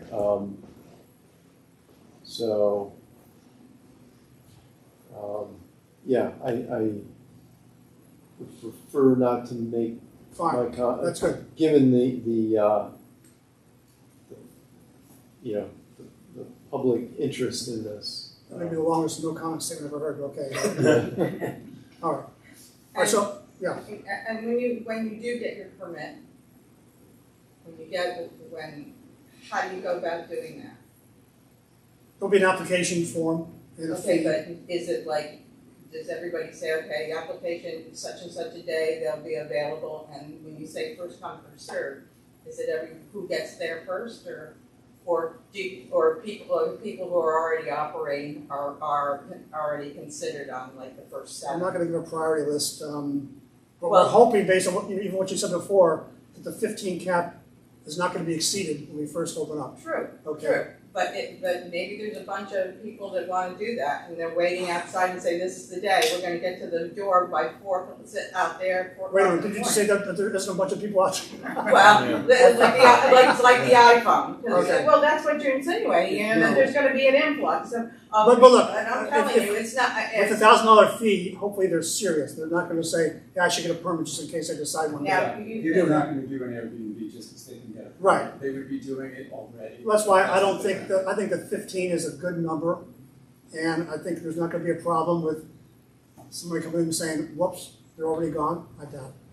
well, I know, but I just. This is again, one of these things where we don't know until we actually do it, that's why I wanna do it, to get a stake in the ground so we can move forward. And that's why I'm saying, why don't you do it in stages, because you don't really know what's gonna happen. No, You know, and and I don't want to throw anybody under the bus, but there were people in here that were complaining about the Airbnb, who before that house was purchased, were complaining about the people that lived there that were residents. I mean, what's the difference? You don't know who's gonna buy a house next door. that's always a problem, that's always a problem. We're trying to take care of, what do you call those, transient neighbors. I know, I just think you're painting it all with, everything with the same Okay. brush, and I think that this wouldn't be a big problem. All right, we've heard your complaint, your concern, you know, what your concerns are. The board is still gonna be in a discussion to actually end up in a vote. And at the end of the day, it's gonna be a board majority. All right, can we move on? Okay, the sidewalk project. So, as you may have noticed, the project has started. Let me tell you the background. We had a walkthrough with the engineering company Renia with contractor Sunup back on the 23rd of October, and they identified additional changes that need to be done, including additional curbing that was required that jacked up the price $40,000. And so the net with some of the things we took out of the budget changed the contract from 174 to 206, which is why I called it an emergency meeting on the 27th, so I thought you could make it. But I did get the engineer to come review these changes with the board, and the board did accept the changes. All right. That was back on the 27th. We then got the permit from DOT, and then we had to do a walkthrough with DOT. And what they identified there was additional panels that needed to be replaced that didn't meet the ADA requirements. This is an ADA job, so it's got to meet the ADA requirements. So that, in combination with that cable boxes at the corner of Front and Franklin, had to be replaced. And so basically what we decided there was I got Optimum out there to look at it, size the job, and commit to do either a replacement, a shrinkage of the box, or even to move it across the street. But they need a couple months. Yeah. So therefore the agreement was with the contractor was to hold off on that until the spring. And from a contract point of view, replace the cost of that work with the new panels that DOT required that we put in place. Okay? So that was done. But then DOT came and said they needed to have every concrete pour's got to be tested. And so that's about $100 per test is the cost for that. That was an adder. And they demanded that Renia Engineering have someone on site at all times. Okay? And so that cost is TBD. Now, on the other hand, Mike Kartikos from DC Planning was there today. I went down to see how it was going on. And by the way, I sure hope, Pat, you find some time yourself to go down and just... I've been down a couple times. I appreciate that. Mario, all right, good. And please give me feedback if you have any questions or concerns. Yeah.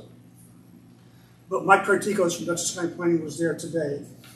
And I said to him, we've got $200,000 grants coming. Once we spend that money, we're going to be over. And we've heard from you that you're having problems getting other municipalities to spend the money that they were granted. Can we come back to you, hat in hand, and try to justify increases beyond the $200,000? He said yes, which I was very excited to hear him say that. Okay, so that's the game plan. We have to spend the first $200,000, and then we'll figure out what the additional cost is going to be, and we'll go back to Dutchess County Planning and see if we get any more money. All right. So that was really some good news in the discussion today. And as far as the work what we're hoping to do is they can get at least phase 1 done before winter, which is all the way to Church Street. All right? And then come back in the spring and do phase 2, if the weather turns south. Yeah. They think that they can finish it all, other than the section at the corner of Front and Franklin. We'll see. All right, any questions about that? Any questions from the audience about the concrete work? All right, next, Tim Race has been very kind to stay the whole time. As we all know, Tim has asked whether the village will be interested in selling the old dump for him to be able to store equipment there. And so the story is that we had a meeting with DEC, I did with DEC. The person who actually did the drilling and testing of that site, I think it was last year. And based on my discussion with Ian, what we're asking is whether they have a closure report that was generated when they actually shut the plant, the dump down. And so I did talk to this person from DEC and submitted a FOIL request, and she promised to generate all the documents that the DEC has regarding this dump. So once we have that, Tim, we need to huddle amongst the board to see whether we are interested in selling it with the associated caveats that DEC will require us to put on any deed regarding how the property is handled in the future, or if we want to maintain ownership and simply lease space to it, something like that. And by the way, are you interested in that as a second alternative? Okay. So no responses, no information to provide you other than to say we're working on it. We're waiting for DEC to give us all the information they have on the background of it before we can assess what's the proper thing for the board to do. Any questions about that? Does the board have any questions about that? Okay. I guess the only question I have is if you decide to sell it, does it have to go out to a bid, a public bid? I'm pretty sure it does. I would assume so, yeah. I'm sorry? Ian might be better to answer that one. Yeah, I have to do the research. I've done this before. My recollection is that you're actually free to sell it any way you think is is that right?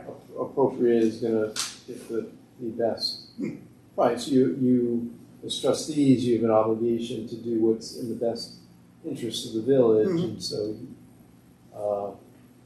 I'm not aware that it has to be a public bid or public advertising, but you do, however you do it, it's got to be how you think is going to maximize the return yield for the the village, best price, correct? In that case, if we did sell it, I'd be interested in like a public auction, to tell you the truth. Yes? My only concern is, so I've done a lot of research on this, and a lot of solar companies are buying landfills and putting up solar farms. So you can run into the risk of solar company buying the landfill and potentially putting up 2 acres of solar panels in that area. And 2 properties down from that, currently, the town there is a homeowner who is trying to put up solar farm basically in their backyard. So I just want to let you be aware that if you put it out to bid, what's the interesting caveat? Okay. you can run into that risk of. How large is the property? 2 acres.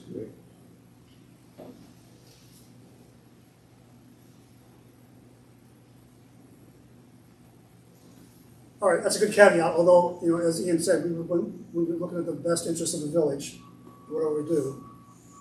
So that's a consideration.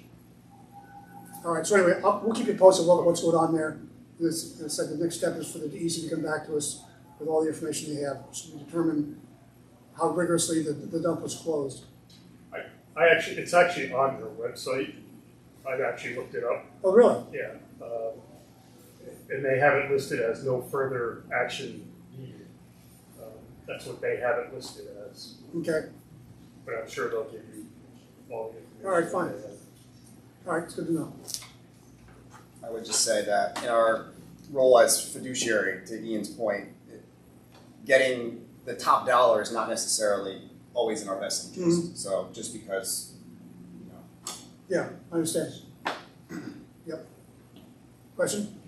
Can I just point out that the village, when they sold the Cohen building and the property, didn't go to auction, they sold it to the group, and they only sold it for $10. So it's a Well, let's say for you, something we're talking about. Okay. I'll give you 6. I was thinking a number higher than that. Tim owes you $5 for that comment, probably. All right, fine. Let's move on. Okay, board member updates. Oh, first, any other general public comments from the audience? Yes. You skipped over the speed limit. Oh, we talked about it earlier when Officer Witt was here. Oh, I'm sorry, I missed. So the agreement was we're going to proceed to change the vehicle and traffic code to show a maximum limit for the village of 25. Okay, can I just ask you why you're not, I know that you're going to the state as well to try to lower the speed limit.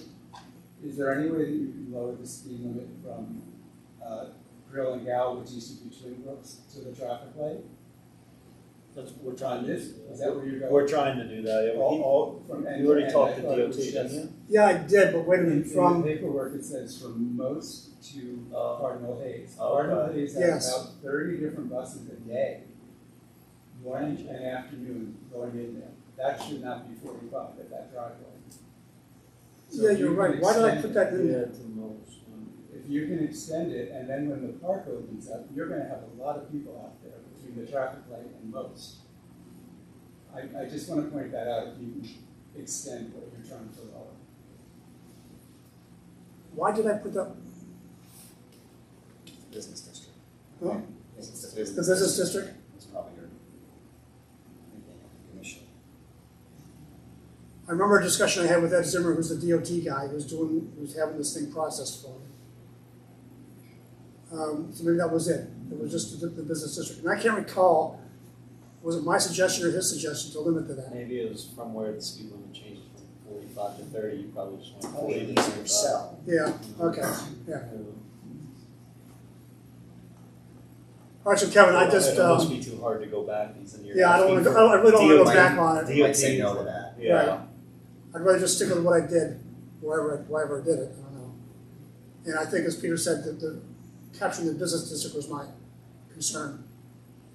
Only because that park just opened up on Sunday. Yeah, I know. You're gonna have a lot of people East side, yeah. on that stretch. Mm-hmm. All right, for now, I'll leave it like it is. I won't change what I asked them to do last month.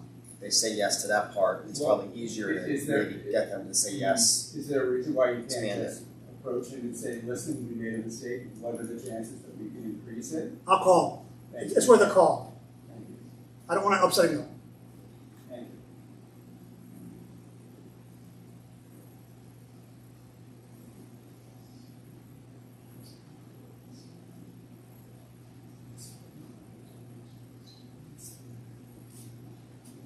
Yeah, this escapes me why. Okay. Any other public comments? Thank you. Okay. Deputy Mayor, any other updates? No. Pat, before you go. No, just good. Any updates as far as the, Stairs at top for that. Stairs? Yeah, he said he's gonna let me know with further details when he's gonna be exactly there. okay, great. All right. So that's all. Trustee Contino? Yeah, I just wanted to give some quick stats on the electric vehicle chargers.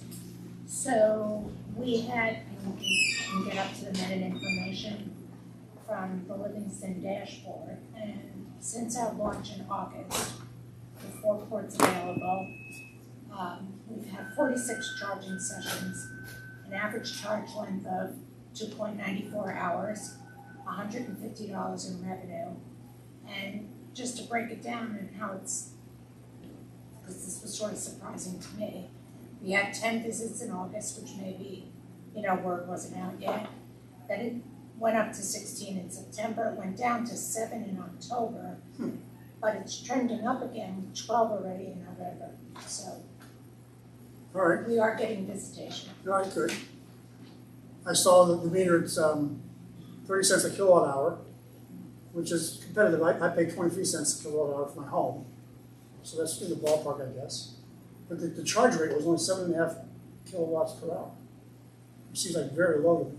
So it's a slow charger? It's not a super, right? Well, no, it's not a supercharger. Not a super, yeah. You could go either way with those because the superchargers are great. That's what I use if you want to get in and out. Mhm. But if you're looking for people to come and hang out in the village, the level 2 is a little better. Yeah, sure. So if And hopefully they're just somebody's topping off visiting anyway. and charging from 3 hours. Hopefully they're spending some money. Yeah, okay, good point. So you're keeping there just by. Now you can't leave. That's right. All right. But a lot of the non-Tesla chargers are, public chargers are exactly that. Is that right? All right, fine. All right, good, anything else? That's it. A couple things on my mind. First off, just a heads up, in looking at some of the village of Millbrook has a 1% gross income utility tax that we charge any utilities doing business in the village, like Central Hudson, like Verizon, like Cablevision, yeah. And so we receive these monthly checks from these guys. When going through the list that Nicole happened to show me, I also found that we have a trust of 125 shares of this Newmont Corporation that was listed in the things that we paid. We received this $50 a month, $50 a quarter dividend. But the value of the stock is $38 a share. At $125 shares is $4,750. And I looked at the company is a gold mining company. It's you know this company? Yeah. So they're international. They call themselves the largest gold mining corporation in the world. And I'm just wondering about whether we should cash this out. Not now. We'll keep an eye on it and watch the stock. At some time, maybe we're going to cash it out if we find ourselves in need of additional money for the consolidated trust fund. All right? So just heads up to you, as opposed to a $1 a quarter dividend, we could get access to almost $5,000 in money that we could then book. So that will be something we'll keep watching as we go. And as far as the gross income utilities tax, we evidently passed this law back in 1968. And the 1% compares to what New York State does, which is a 2.5% or 2.35% rate they have. And so the question to the board is whether we want to consider increasing our gross income utility tax. Right now, we make $27,000 a year in our budget from charging 1% of the revenue generated by these public utility companies. And so the question is, do we want to look at this as something we can look at for additional revenue? And again, this is for a budget kind of discussion. But any questions or comments about that? Has the state increased their percentage in this No, not time that. period? Oh, I don't know. I don't know how long it's been 2.35%. I can't tell you. Learn something new every day. Can we find that out? I've been looking. You've been looking. Okay, fine. I don't know how to read law though, so I might just not know. All right. Yeah. Maybe you can look at that with you. Yeah. Yeah, it's worth looking into. It's just good to have it in the back of our mind as we're looking for nickels and dimes and things like this. Whether it's another option we can look at. And it is in our code, so it would require a local law change to make any changes. Any experience you have in this? I don't, and I don't know anything about Okay. that. Do you All know right. where the authority is to charge that tax? The authority, it's in our local law. Yeah, maybe there's some reference in there. Oh, it talks about the Public Service Law, Article 3B. Okay, so it might be something in there. There may be limitations on what you can. Okay. I don't, All right. A lot of times they do that. Yeah. You have to actually go back to the state if you want to. It's like do the this. STR tax. You couldn't do it without the state's home rule approval or whatever. Oh, is that right? Remember? Yeah, right, We couldn't do it ourselves. Right. Okay. Well, it's something to be thinking about anyway. Okay, that's all I've got. Any final comments? Okay, I'd like to make a motion. The next meeting is going to be on the 13th of December. I'll make a motion we adjourn. Is there a second? So moved. All in favor? Aye. Aye. Thank you.